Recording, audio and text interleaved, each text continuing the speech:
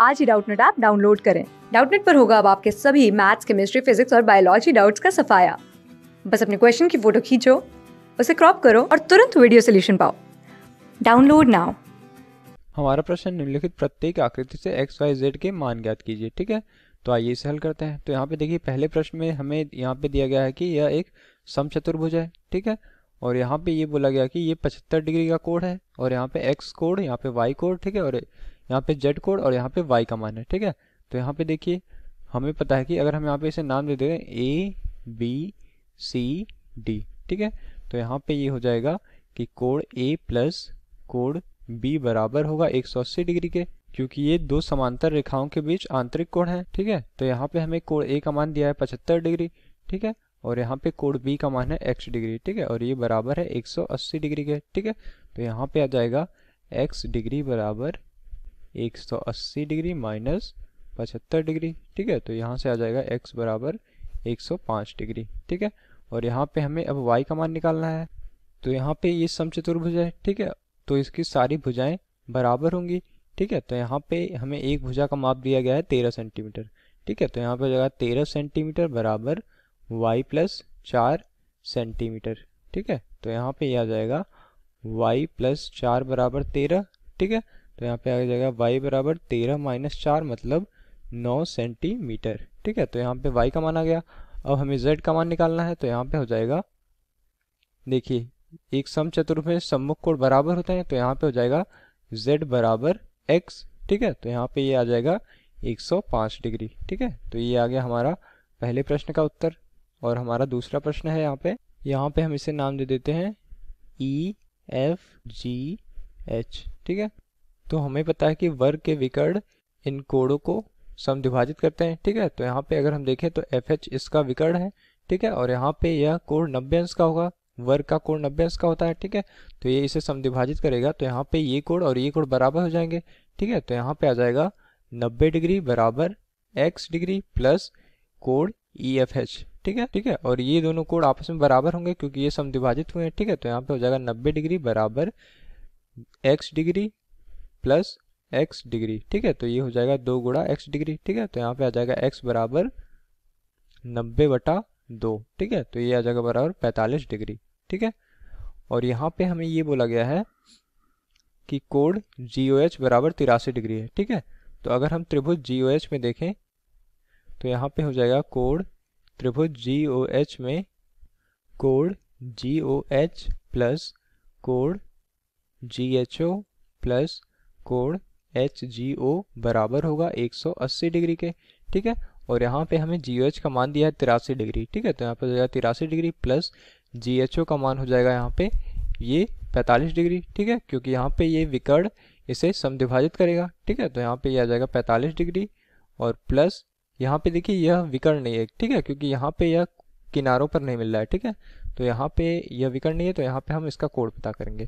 तो यहाँ पे HGO का मान हमें पता करना होगा। ठीक है, तो यहाँ पे आ जाएगा HGO बराबर 180 डिग्री। ठीक है, तो यहाँ पे आ जाएगा कोण HGO बराबर 180 degree minus 45 degree minus 83 degree. ठीक है, तो यहाँ से आ जाएगा कोण HGO बराबर 52 डिग्री। तो यहाँ पे HGO का मान आ गया। ठीक है, तो यहाँ पे देखिए HGO का मान आ गया, तो हमें ये पता है कि FGH बराबर होगा 90 डिग्री के। ठीक है, क्योंकि ये एक वर्ग का कोण है, तो यहाँ पे हम कोण y का मान पता कर सकते हैं। ठीक है, तो यहाँ पे हो जाएगा कोण HGO प्लस कोण y बराबर होगा 90 डिग्री के।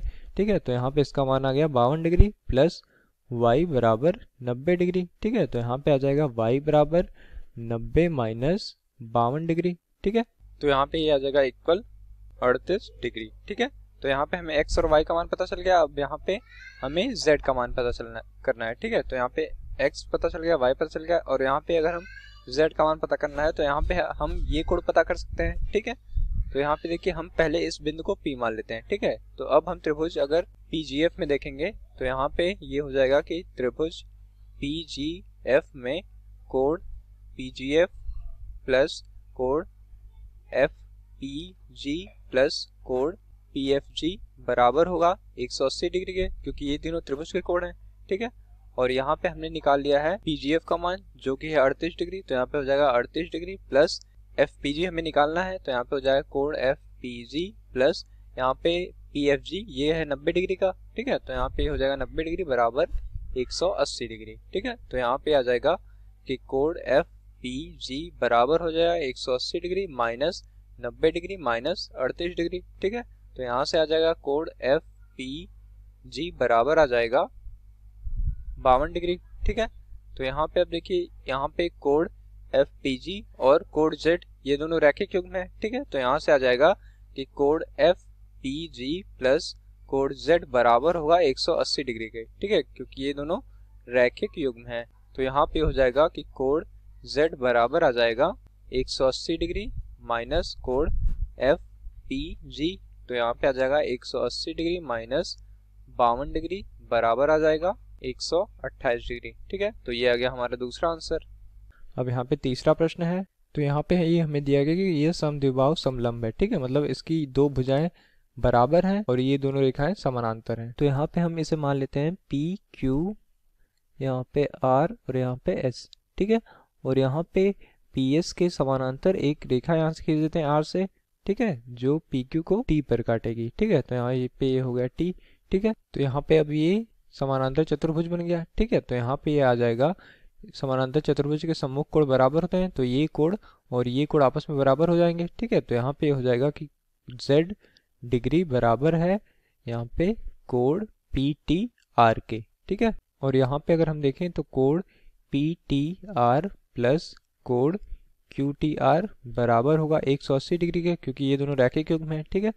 और यहाँ पे अगर हम त्रिभुज क्यू टी आर में देखें तो यहाँ पे देखिए टी आर बराबर है क्यू आर के, ठीक है, क्योंकि ये समानांतर चतुर्भुज है, ठीक है। तो ये भुजा इसके बराबर होगी और जबकि ये भुजा इसके बराबर थी, ठीक है, तो ये दोनों भुजाएं भी आपस में बराबर हो गई।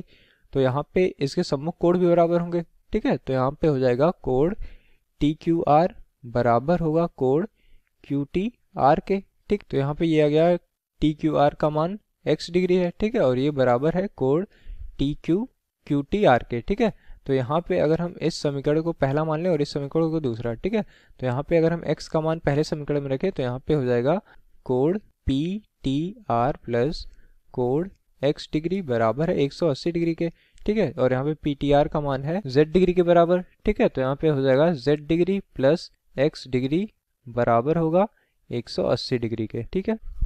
और हमें पता है कि कोण TPS और Z डिग्री बराबर होगा 180 डिग्री के, क्योंकि ये दो समांतर रेखाओं के बीच आंतरिक कोण है, ठीक है। तो यहाँ पे हो जाएगा कि कोण TPS प्लस Z डिग्री बराबर है 180 डिग्री के, ठीक है, ये है आंतरिक कोण, ठीक है। तो यहाँ पे आ जाएगा इसका मान है 64 डिग्री और प्लस Z डिग्री बराबर है 180 डिग्री के, ठीक है। तो यहाँ पे आ जाएगा Z डिग्री बराबर 180 डिग्री माइनस 64 डिग्री, ठीक है। तो यहाँ पे आ जाएगा z डिग्री बराबर 116 डिग्री, ठीक है। और यहाँ पे z प्लस x का मान है 180 डिग्री, ठीक है। तो यहाँ पे आ जाएगा 116 डिग्री प्लस x डिग्री बराबर 180 डिग्री, ठीक है। तो यहाँ पे आ जाएगा x डिग्री बराबर 64 डिग्री, ठीक है। और इसी तरह इन दो समांतर रेखाओं के बीच यह रेखा एक तिर्यक रेखा है, ठीक है।